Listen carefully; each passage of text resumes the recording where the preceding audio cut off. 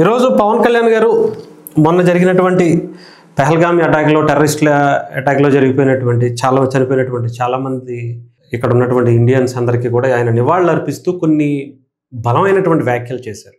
ఒకసారి ఏంటో అవి వినిపిస్తాను, ఒకసారి వినండి. Janasena decision, all of our decision ఉంది.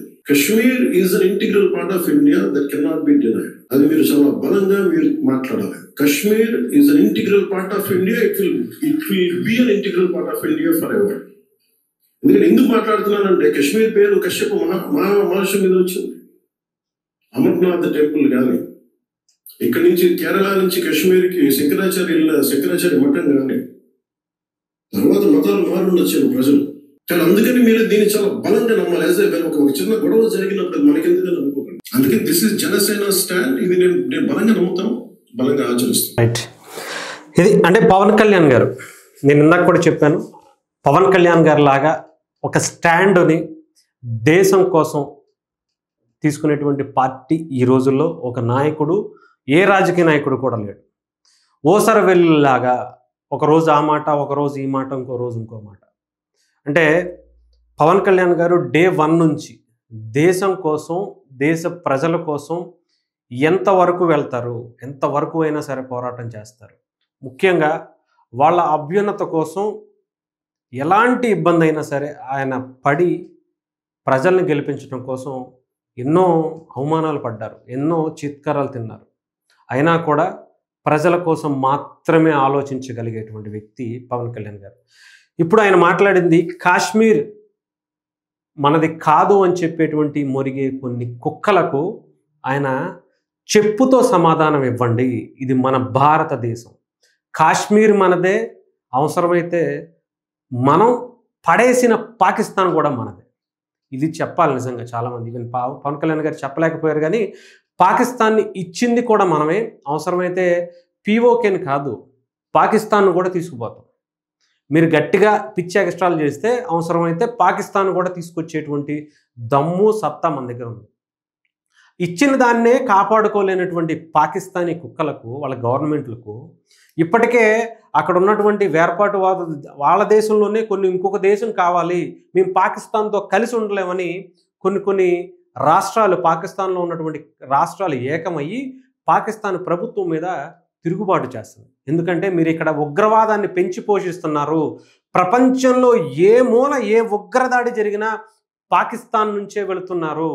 దీనికి ఇందుకోసమా పాకిస్తాన్ని తీసుకుంది, భారతదేశం నుంచి వేర్పాడి ఇక్కడ సపరేట్గా వచ్చింది ఈ ఉగ్రవాదాన్ని పెంచి పోషించడం కోసమా అని చాలామంది ముస్లిమ్సే అక్కడ సపరేట్ అవుదాం అనుకున్నటువంటి పరిస్థితి.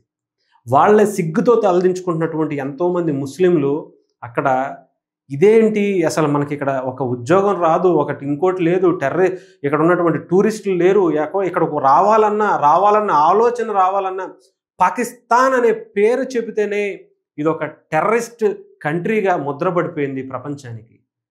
ఇంకా మనకి బ్రతికేంటి, ఇక్కడే మనమే బాంబులు వేసుకుని గన్స్తో పట్టుకుని ఒకరికొకరికి నచ్చినప్పుడల్లా చంపేసుకుంటూ పోతుంటే ఇంకెందుకు అని చెప్పి వాళ్ళే సిగ్గుతో ఉంటుంటే, వీళ్ళంట మన ఇండియాని, కాశ్మీర్ని తీసుకుని ఏం పీకుదామని వీళ్ళు హ్యాపీగా అక్కడ ఉన్నటువంటి ఇప్పుడున్నటువంటి ముస్లిమ్స్ కావచ్చు, లేదంటే ఎంతోమంది కాశ్మీరీ పండితులు కావచ్చు, హ్యాపీగా టూరిజంలో ఆర్టికల్ 370 వచ్చిన తర్వాత ఎంతో హ్యాపీగా ఉంటుంటే వాళ్ళ మధ్యన ఈరోజు చిచ్చు పెట్టి కొంతమంది ఇండియన్స్ని చంపేసి, హిందువుల్ని చంపేసి, ఇప్పుడు అక్కడ ఉన్నటువంటి వాళ్ళందరికీ జీవనోపాధి మీద దెబ్బ కొట్టారు. అది ముస్లిమ్స్ మీద దెబ్బ కొట్టినట్టు కాదా? ఆ కంట్రీ అంటే వీళ్ళు ఎందుకు బ్రతుకుతున్నారో అక్కడ ఉన్నటువంటి టెర్రరిస్టులకి, పాకిస్తాన్లో ఉన్నటువంటి వేర్పాటువాదులకి, ముఖ్యంగా ఈ పీఓకే కావాలి, లేదంటే ముఖ్యంగా కాశ్మీర్ మాకే కావాలని చెప్పుకుంటున్నటువంటి సోకాల్డ్ టెర్రరిస్టులు ఉంటారు చూసారు, వీళ్ళందరూ ఏం పీకుదామని మీరు తీసుకుంటారు? ఉన్నదానికే మీకు దిక్కు లేదు, ఉన్నదాన్నే మీరు సరిగ్గా పెట్టుకోలేకపోతున్నారు, ఉన్నటువంటి మీ దగ్గర ఉన్నటువంటి ప్రజలకే మీరు ఏమీ వస్తువులు కల్పించలేకపోతున్నారు, మీ దేశానికి ఎవడు రావట్లేదు, మీ దేశం నుంచి ఎవడు ఎక్కడికి వెళ్ళాలన్నా వెళ్ళే పరిస్థితి లేదు. ఇంకా మీకు మళ్ళీ కాశ్మీర్ కావాలి, ఇంకొకటి కావాలి. ఎందుకు వచ్చింది? ఇదే పవన్ కళ్యాణ్ గారు కూడా చెప్పేది, కాశ్మీర్ కూడా మనదే, దీన్ని బలంగా మాట్లాడండి, జనసేన పార్టీ స్టాండ్ ఇది. 100% పాకిస్తాన్కి కాశ్మీర్కి ఎటువంటి సంబంధం లేదు. ఇది మన సనాతన ధర్మం నుంచి ఎప్పటి నుంచో కొన్ని వేదాల లేదంటే ఎన్నో గ్రంథాల్లో కూడా కాశ్మీర్ గురించి మన భారతదేశం గురించి రాస్తున్నప్పుడు కాశ్మీర్ గురించి ప్రత్యేకంగా ప్రస్తావించినటువంటి సందర్భాలు చాలా ఉన్నాయి. తర్వాత మతాలు వచ్చి ఆ మతాల్లోంచి కొంతమంది కన్వర్ట్ అయ్యారు తప్ప ఇది ఎప్పటి నుంచో భారతదేశందే. భారతదేశానికి కాశ్మీర్కి కంపల్సరీ ఉండాల్సినటువంటి పరిస్థితి ఉంది. ఉంటమేంటది మనదే, అది మనదే అని చెప్పి ఆయన చాలా బలంగా చెప్పినటువంటి పరిస్థితి. అంటే ఈ రోజుల్లో అంత బలమైనటువంటి స్టాండ్ తీసుకున్నటువంటి, అంటే చాలామంది ఏమనుకుంటారంటే అమ్మో పాకిస్తాన్కి లేదంటే ముస్లిమ్స్కి వ్యతిరేకంగా మాట్లాడేస్తున్నారు, వాళ్ళ గురించి మళ్ళీ వాళ్ళ ఓట్లు మనకు పడవేమో, మనం ఎందుకులే ఇప్పుడు ఈ టైంలో మనం మాట్లాడకూడదు, ఓట్లు వచ్చినప్పుడు ఓటు బ్యాంక్గా మాత్రమే ముస్లింలను చూడాలి, ఓటు బ్యాంక్గా మాత్రమే క్రిస్టియానిటీని చూడాలి, ఈ క్యాస్ట్ని చూడాలి, ఆ క్యాస్ట్ని చూడాలనుకునేటువంటి సోకాల్డ్ రాజకీయ నాయకులు లాగా పవన్ కళ్యాణ్ గారు కాదు. ఆయన ఎప్పుడూ కూడా గతంలో ఒక మాట అన్నారు, మీకు గుర్తుందో లేదో, కాపుల గురించి ఒక సందర్భం వచ్చినప్పుడు మీరు వేస్తే వేయండి లేదంటే లేదు, నేను మిమ్మల్ని దగ్గరికి వచ్చి అడగాల్సిన పని లేదు, మీకు నమ్మకం ఉంటే వేయండి లేదంటే లేదు, నేను మీకు ఇది చేసేస్తాను అది చేసేస్తాను ఏం చెప్పడం కానీ ఏమి చేయలే.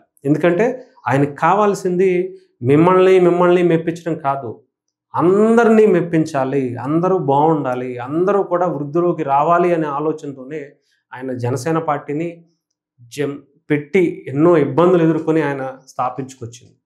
ఇలాంటి నిజంగా చెప్తున్నాను కదా, ఇలాంటి వ్యక్తి గనక బలంగా ఇక్కడ మనకి భారతదేశానికి మోదీ గారు ఎంత బలమైనటువంటి స్టాండ్ తీసుకుని ఒక బలంగా నిలబడుతున్నారో, దేశానికి అన్ని వైపుల నుంచి బలమైనటువంటి ఆర్థికంగా, ఒక పక్క గత గవర్నమెంట్లు ఏం చూసాయంటే పాకిస్తాన్ మీద ఒక ఎమోషన్గా క్రియేట్ చేసేసి వాళ్ళతో తిట్టించుకోవటం, మనం తిరగటం, వీటి మీదే ఇదే దేశభక్తి అంటే చూపించారు. కానీ మోదీ గారు వచ్చిన తర్వాత వాళ్ళ మీద ఒక కన్నేసి ఉంచే భారతదేశాన్ని ఎలా డెవలప్ చేసుకోవాలో, ఆర్థికంగా మనం ఎంత బలంగా ఉండాలో, ఇక్కడ ఉన్నటువంటి అనేక వనరులతో మన బలమైనటువంటి జీడిపిని కానీ ఇవన్నిటిని కూడా ఎలా పెంచుకోవాలో చేసుకుంటూ దేశం మొత్తానికి ఒక బలంగా నిలబడినటువంటి వ్యక్తి.